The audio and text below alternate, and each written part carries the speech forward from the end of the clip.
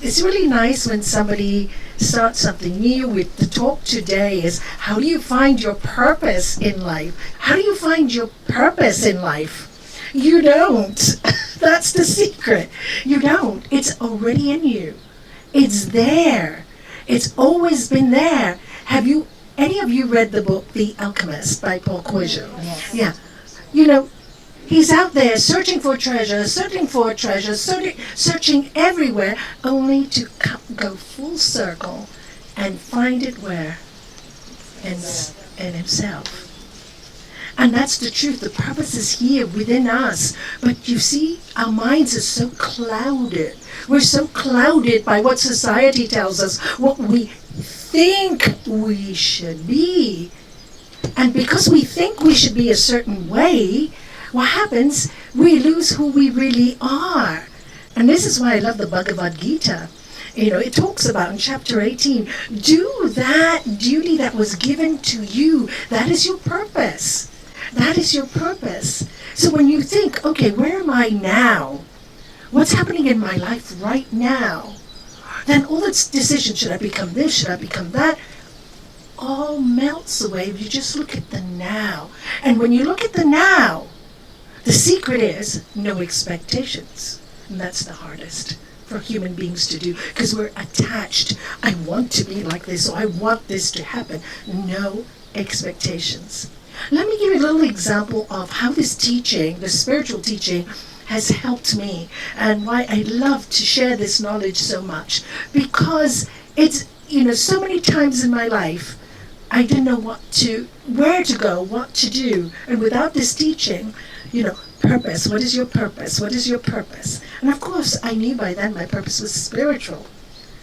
But look at this, when my husband passed away 17 years ago, how time flies, right? So 17 years ago, he passed away. And I thought, I'm going to be a monk. That's decided. I was so convinced. I told everybody I'm going to shave my head and become bald and go to the ashram and live there and forget about everything else. I said, I don't want anything else from life. I just want to pray. I just want to be quiet. I just want silence. But the gods had something planned for me that I did not expect. So I called a monk who came to visit me 3 months after, Mataji, came to visit me 3 months after my husband passed from the States. And I said to her, Mataji, I really want to become a monk. And she goes, too soon. You cannot decide now. Your husband's just passed and you just want to run away. No, you can't. You have to stay here. So a few months later, we're doing charity work, etc. And then I looked at my daughter, who had just had her third child, who was special needs. And I watched her struggle, and I saw, no, I have to help her. And I said, if I go and become a monk, how selfish is that? She lost her dad, her brother's in Hong Kong. The only person who will really help her is who? Mom, right? So I go, if I go, I'm thinking about me, because I think that's my purpose. But isn't love my purpose? Because reading all the Upanishads, and they talk about God, and when they talk about God as the Lord of love. So how, as a mother, could I leave her at her most, when the time when she needed me most, because of what I wanted, thought was my purpose, to find God. So now it's perfect timing, kids grown up. But Talia came, my special needs child. And so I made a decision. Forget the monkhood. I will wait until my granddaughter grows and my daughter has more, she needs my help. So every weekend I took the other 2 kids and went with her to, Prona and different places and therapies the first 3 or 4 years while she was young, because we didn't think she was going to live. So I went with her to Liverpool to see specialists, to Finland. I could be there for her.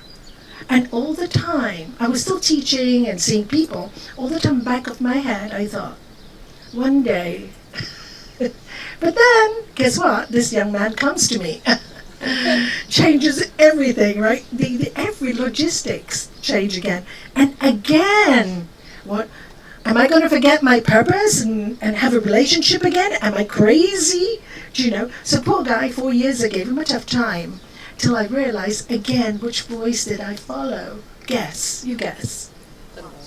The heart, the love. Because then there was no stress, right? When you follow the love, there's no stress. It just becomes, okay, I'm following love. I'm safe. Okay, I had these ideas about what I wanted to do and stay in the ashram and teach all day, but the gods didn't want it that easy for me. So actually, it's turned out because I listened to that inner voice of love that actually this was my purpose. I wouldn't have met many of you if I'd gone, right? And a lot of the clients that I see, I wouldn't have known them, and each one has been so precious because you learn so much from the Lord of Love, who lives in everybody. But it's hard to see that when we're so busy looking outside for a purpose. And that's what I haven't found my purpose, but your purpose is right now. And that's how you find it. You think on it. You know, it's like Mai said a few months ago. She goes, Nalanie, I've got all this knowledge. And she's telling me, I said, Mai, why aren't you seeing people? I could learn so much from you. I don't have your knowledge. That's your expertise. And she lives on the land, and you feed the animals, and you heal animals. Certainly you'll heal human beings. And then, she, you think so? I said, absolutely. And a few months later, she comes up with this brochure, and what happened? Because she focused on what was her. She said, and I remember what, you don't mind me saying this, right? I remember what you said, but don't I have to do all this other stuff? And I said, no, forget the retreats. You become the service instrument, and the retreats happen around you. Do you see what happens?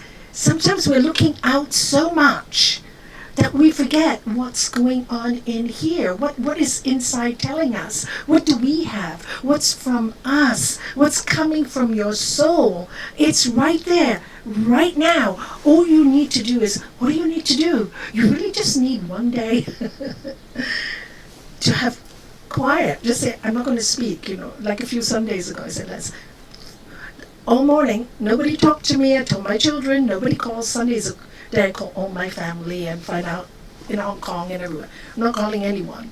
I'm just going to have silence and pray. You just need that food. I mean, I meditate every morning for 2 or 3 hours, but that's not enough. As you get more of that food, you become more thirsty for it. Why? And why do I encourage you to spend time? Why? Because that's medicine, especially when we live in this world.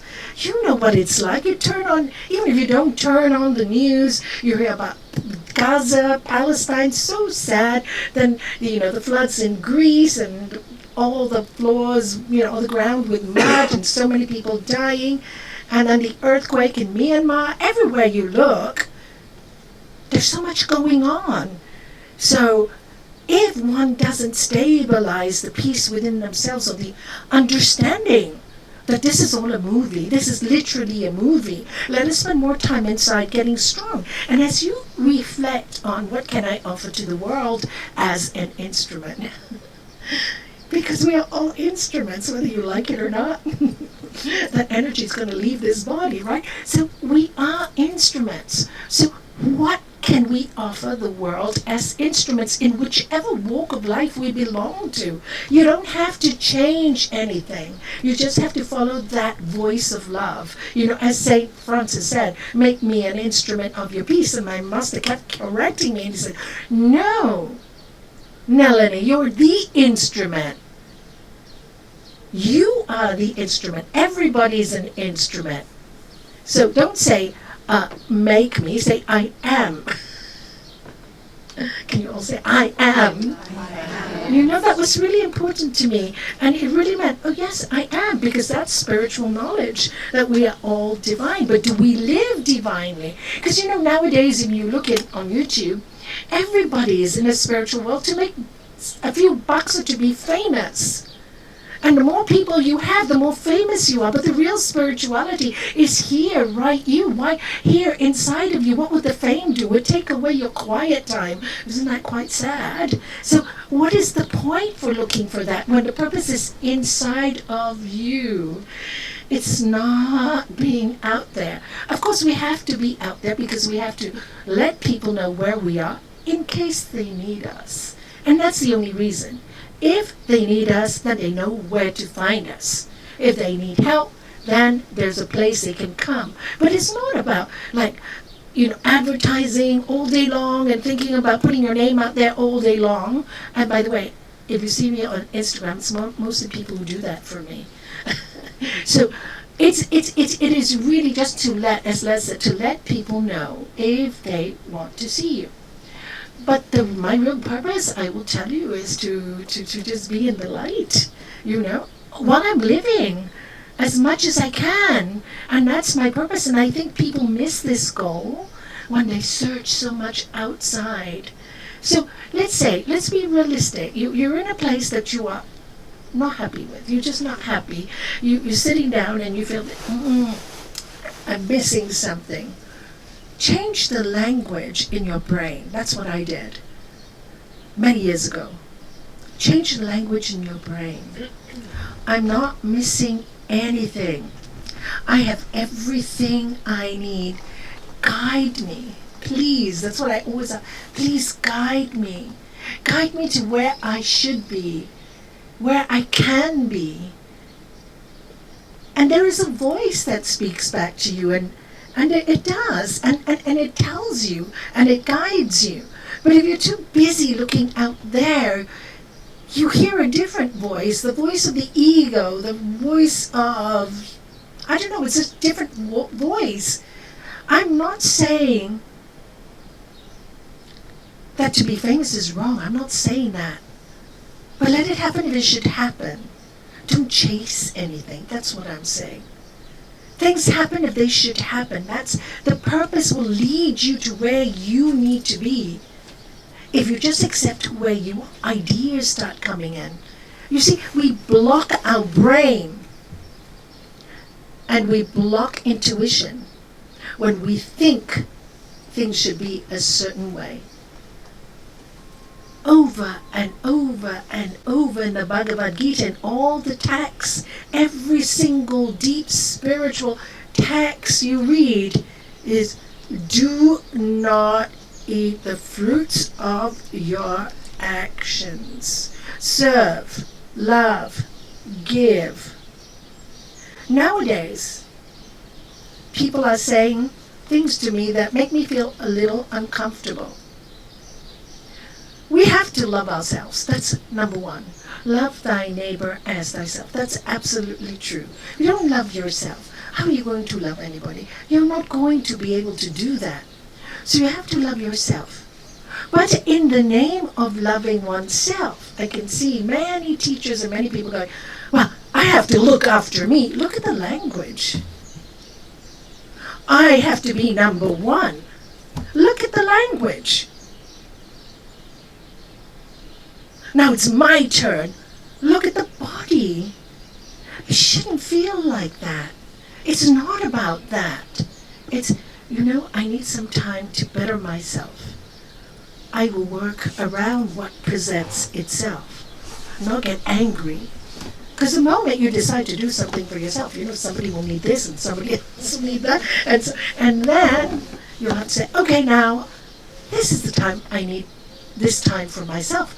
But it will be to replenish so that you can serve more. It's not because I need my time, because I want to go there and I want to do a perfect speech and I want everybody to like me, so blah, blah, blah, blah, blah, blah.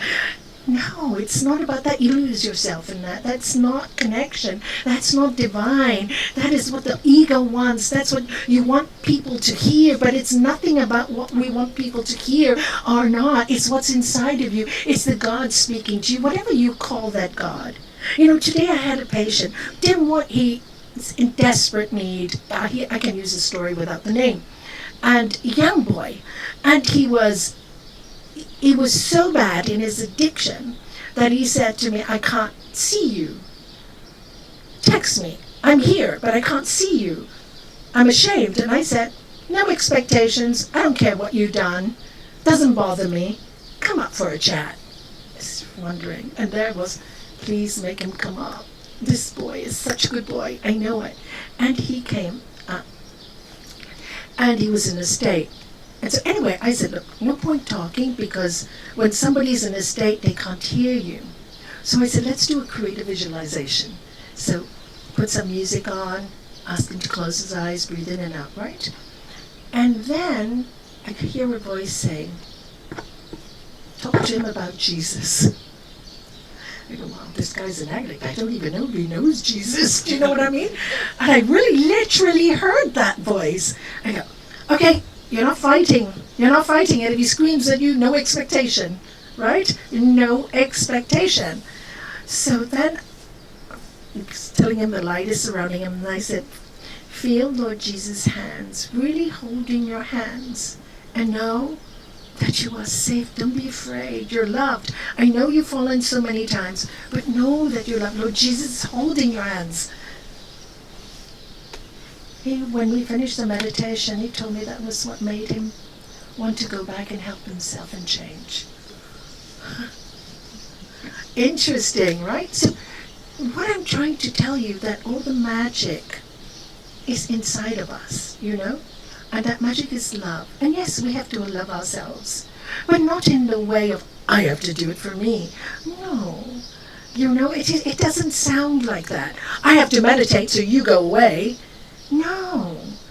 It's about, again, adapt, adjust, accommodate. What is more important? The job you think you have, or the child who says, Mom, Dad, I need you? What is more important? And that's the decision I had to make with my daughter. Okay, she was about 30 at that time. She's still my daughter, still my baby that I brought into this earth, still going through such a difficult time with so much courage. Do you know? So I look, what is more important? That love? Or me, you just want to be selfish? Am I really finding God by deserting her? Do you see what I'm saying? It's so, you know, they say our spiritual path is like a razor's edge. And that's exactly what it is. It's so hard to distinguish what is right and what is not right to do. So hard to distinguish when to walk away and when to stay. And all I have known in my life is when I followed that word, where's that heart coming from? And not expect anything in return. I thought this young boy might say, I'm getting out of here. And then I find out that he did always love Lord Jesus, and he stopped praying to Lord Jesus. So he felt Lord Jesus had come back and told him that he loves him. How did I know that? I didn't know that. I had no idea. Do you see what I'm saying? And we all get these voices. What I have learned is that people know how to heal. So after that, just before he left, so I go, what now do you think you have to do? Not me. What do you think? I promise I'll tell you. I promised you I won't tell you what to do. What now do you think you have to do? You have to do to make yourself better. First thing he said, I'm going to start meditating from tomorrow morning. Good. What else? I'm going to go back to the gym and work every day. Good. What else? And he went to 5 points, whereas when he came in, he couldn't even think of one thing. So what happened in between? Got in touch with his higher self. We know this. AA talks about it. We all know this. We're all spiritual beings. But somehow, when we get into the world, there is a haze of Maya. They call it Maya. Maya. And it blinds us. It just blinds us. So how do we get through this? Master Shivananda, as you've heard me say 100 times, would say, just chant, I'm not this body, I'm not this my immortal self, I am. But my way of doing it is, now, this minute, where am I? Who am I? When my mind goes everywhere, because as it does, we're human, it's bound to go all over the place. And especially when you're running a home and running this and running that, you can have 1,000 thoughts in your head. What do you do? While you're having those thoughts, you chant a mantra. It can happen at the same time. Or you stop. You stop many times during the day. You stop. You literally stop when you see yourself going on and on. Stop. 10 times a day for 3 seconds of time. You don't have to do more. You just stop. Take a deep breath. And remember, this is a show. Let's play my part well. Whatever you want to tell yourself that day, whatever you want to tell yourself. Oh, you're so loved. Or like you said, Andrew, today, God loves to test us. Yes, all the time, especially with family. You got it. Especially with family, all the time. Why? To push us further from learning that not to expect anything from anyone. If you get something, wow, it's a gift. It's a gift. And when you really start to feel that way, and you can only start to feel that way as you build up the love and respect for yourself. And that's by being that instrument. You know, am I an instrument? Am I doing this because I want to be right or wrong? No. I remember my guru said to me many years ago, when he told me, go out and speak, and I go, I don't want to be a teacher. And he said, go out and speak. And then I said, Gurudev, what if I say something wrong? I don't want to hurt anybody. I really just rather be quiet, hide in a corner and not teach. And he goes, Nalanie, you just think like I do. I'm a flute. Let God play me. I'm a flute. Let God play me. So if I'm a fool, I become God's fool. And for those who don't believe in God, energy of the universe, cosmic consciousness. That's what they call it. What do they call it today? The quantum field. Fancy words. The yogis always knew it all the time. Just give it different words. The quantum field. That's what they call it, consciousness. So, if I do good, great. To the consciousness. If I fail, to the consciousness. Oh, I worry. This body is not going to be here for a long time. Why worry? You know? And of course, as human beings, we will have from time to time stress. Also, that helps you to understand that even when you do find your purpose, it will bring you these doubts. It will bring you these questions. It will make you think, why do you think? Because we're human. And we have a mind, and it's an instrument. So it's normal. So if you tell yourself it's normal, that's what, when my mind goes crazy, normal. Leave it. Just make do more mantras. It's naughty. You literally, I'm not going to fuss about it. It's the mind. I can do the mantra and watch it go crazy. And it's really nice to have a partner who thinks I'm crazy, so he accepts that too. And you all know, because I go, Les, I'm doing that thing, and he knows by my face, And it's so nice that he knows I'm doing that thing, but when he does that thing too, I also know.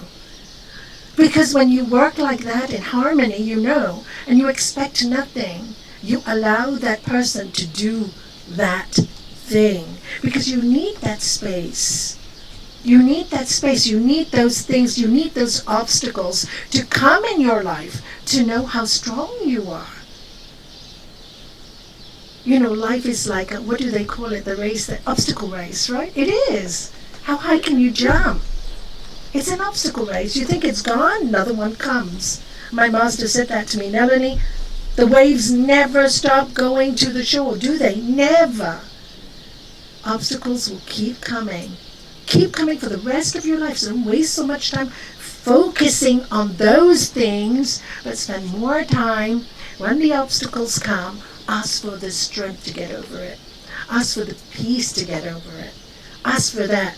Don't say, I want this to go away. It's not going to go away. But give me the peace to attend to this.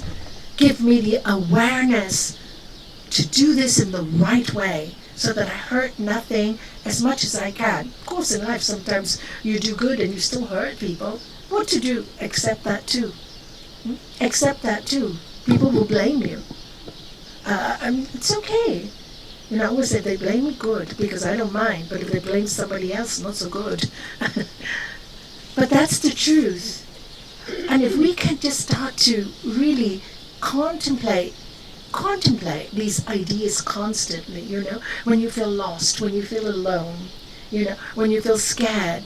Contemplate. Why am I scared?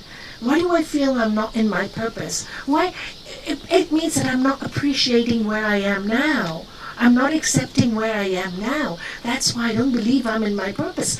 But if you start to say, but I am in my purpose. This is where I am now. So how do I attend to this now? Bhagavad Gita, do that duty that comes to you and do it with perfection in action, even if you don't enjoy that job. It's come to you, do it, don't complain.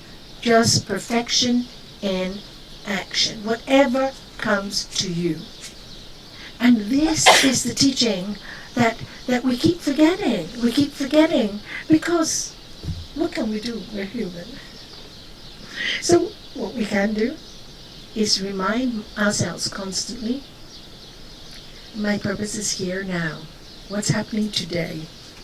So today, we don't have to do this morning, see this person, to do that, just finish all the jobs as best as you can. And that's it. And my purpose is done for today, and you can sleep. I've done my purpose today. Even if it's taking a ride around fields and doing nothing, that was your purpose today, to have that time. But nowadays, when people go and have a ride or have some time by themselves, the other problem is they have so much guilt. I should be doing. The other side of the coin. Why should you be doing so much? Maybe you should be just relaxing. People feel guilty when they relax. That's the other side of the coin. So it's a balance. It's a constant balance. And the mind keeps tricking us and telling us that we always need to be something or someone except who the gods designed us to be as each individual. Because this, really there's nobody like anybody else, is there, in this world? And we just need to get in touch with that individual. And you don't have to be the best, and you don't have to be the worst. You just have to be you. You just have to be comfortably you. Comfortably who you are, without exaggeration, but just who you are. And when you become who you are, yes, sometimes people think you're too much or it's not. It's awkward for them, but as long as you do it in love, just be who you are. You only got one chance at it, by the way. In this body, just one chance in this body. And don't waste so much time trying to be somebody else. I remember many years ago, I gave a talk in another country, and somebody came up to me, a young girl, and she said to me, "Oh, I want to do what you want to do." And I said to her, "Really? I would love to give you my job tomorrow." But I said, "You need to be prepared first to do this work. You need to be prepared." Anyway, she didn't believe me, and she started teaching. And it was good. She's a good teacher. Nothing wrong with it. But then, of course, nobody attended. They felt that the work wasn't done. Do you know? There's an energy when you do some work. There's an energy when you go through something and people feel you. You know, when you've gone through a crisis and you come through it, people understand it. You know that they know. It's like after my husband's death, everybody's lost somebody comes and sees me because they know that I know. There's that energy, right? Anyway, so she came to me and said, I said, "Please, you will do this one day, 100%. I have no doubt. But now, tell me what your talents are." And she told me, "Oh, I love to teach children dance. I love to teach them how to act." "Are you doing that?" "No." "Why not?" "Because I want to do what you're doing." I said, "You will do that, but not yet. You're not listening to what you're telling me. What do you love?" And she said, "I love to be working with children." So I said, "Why are you working with adults?" So anyway, she thought at first that I was jealous, but I really wasn't. I just really wanted to guide her. She did. It took a few months, and then she called me after 3 or 4 months, and she'd written a children's book. And then after a few months, she called me, and she got some kids together and did a play. Anyway, she took her part in educating children after that, till now. So, and now the job that she's doing with the children is full of Raj Yoga. So she can really get to more people than I ever could by being a school teacher. Do you see what I'm saying? Because she can put this knowledge into the school and touch many, many hearts, like you guys are doing in Gibraltar now.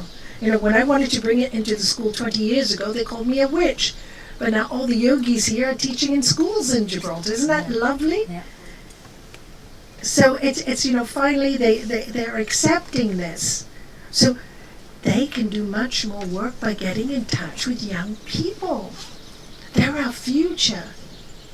They're our future. I have young people coming to me now, what's my purpose? I'm bringing up kids. They're 4 and 6 years old. My life is all on full stop. I laugh. I said, normal. But I said, do you know what great purpose there is in bringing up kids? When you bring up your children, you're bringing up a soul. All this, gone, dead end. Your job's dead end. Your children, the future. What you invest in them is more than you will invest in anything in your life. Don't invest in them now. You will see what happens later on in your life. And it's the truth. You go, really? Yeah. So go enjoy your purpose. Yeah, you have to work hard. We all have to work hard when the kids are small. You have to pay school fees. You have to pay for clothes. Who doesn't? Don't complain. Think it's a gift that you can do this to serve your children. And that's why I love Khalil Gibran. It's called The Prophet. It's a poetry book. He was a Sufi and a mystic, and he wrote some beautiful poems and about love, about non-attachment. His poems are all to do with non-attachment in a really beautiful way. And one of the things, I read him when I was 14, and it stayed in my head. One of the things I read is, your children are not your own.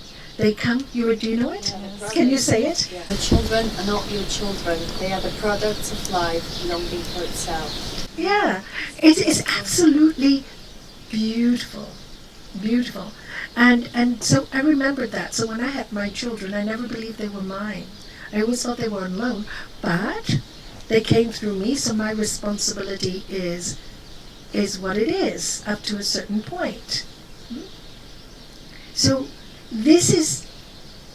when you start to see nothing is really yours, and at the same time everything is such a gift, is yours, it's quite a dichotomy, you know, where that's why they say it's a razor's edge. What is right one time is wrong another time.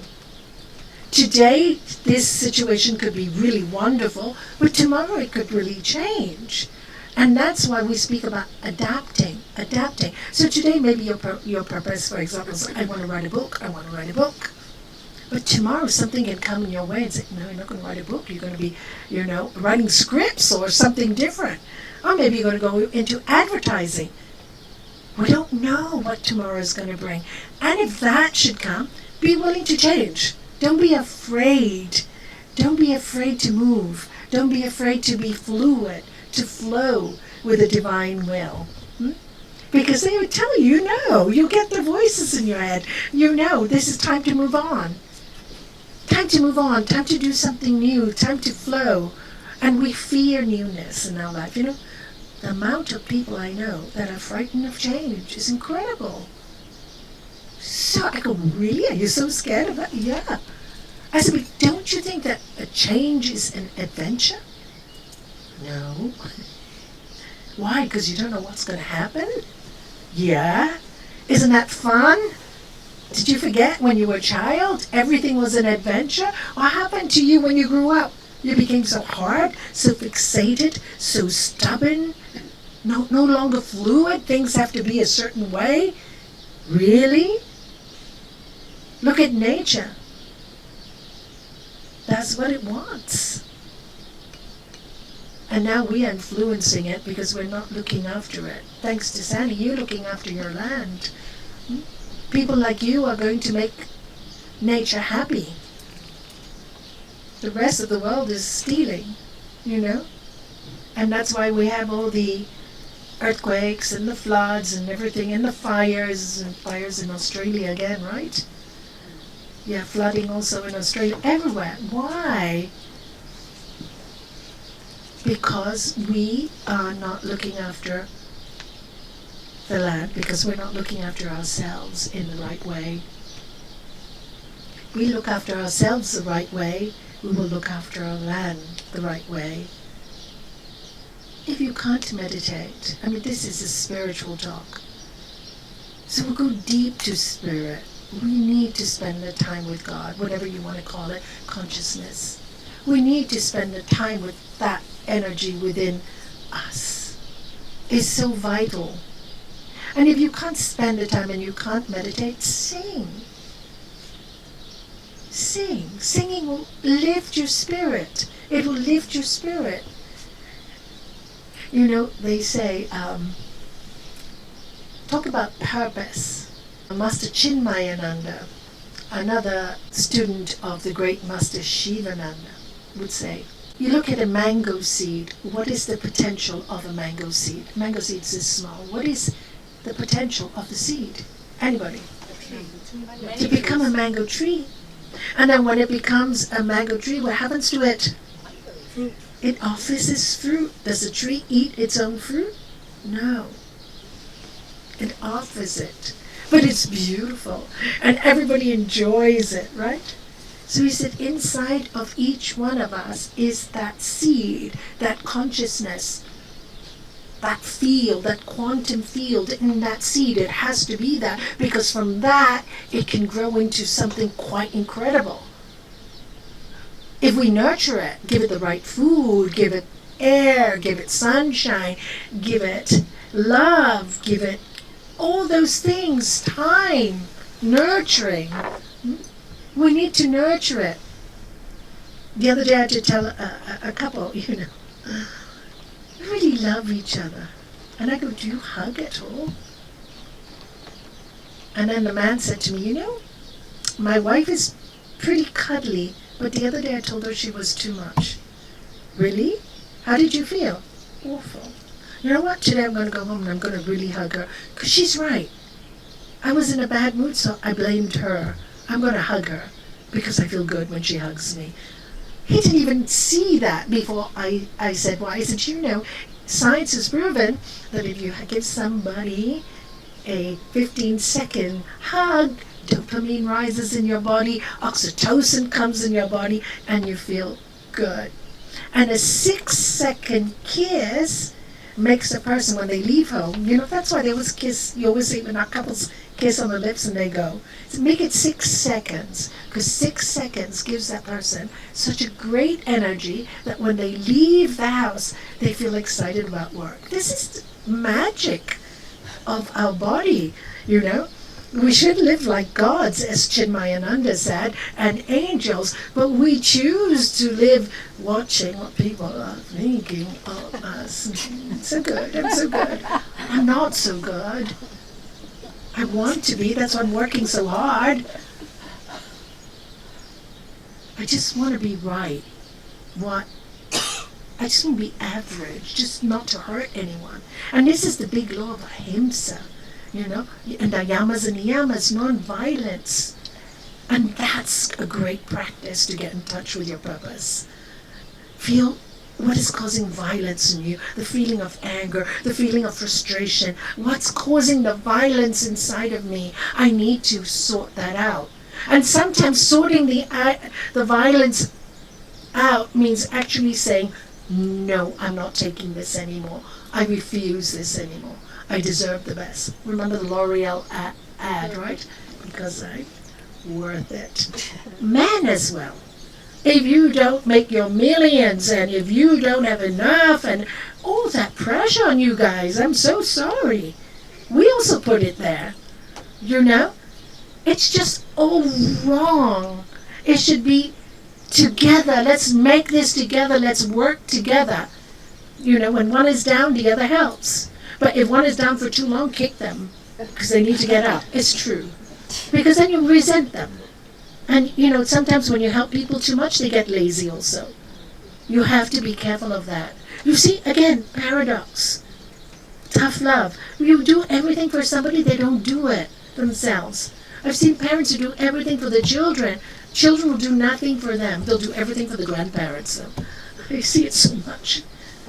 They won't do it for their own parents. No, my parents didn't do it for me. My grandparents had died for me. Honestly, I see it so often.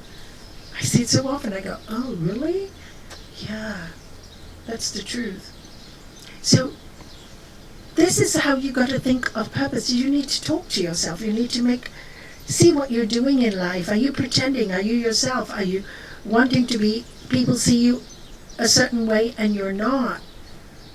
If you feel that you're constantly trying to be something you're not in your purpose. When you just be comfortable in yourself, be who you are, you're in your purpose. And you're comfortable. There's no violence to yourself in it too, or to anybody else. And there's no struggle. There's not the thoughts driving you nuts. We have so much potential.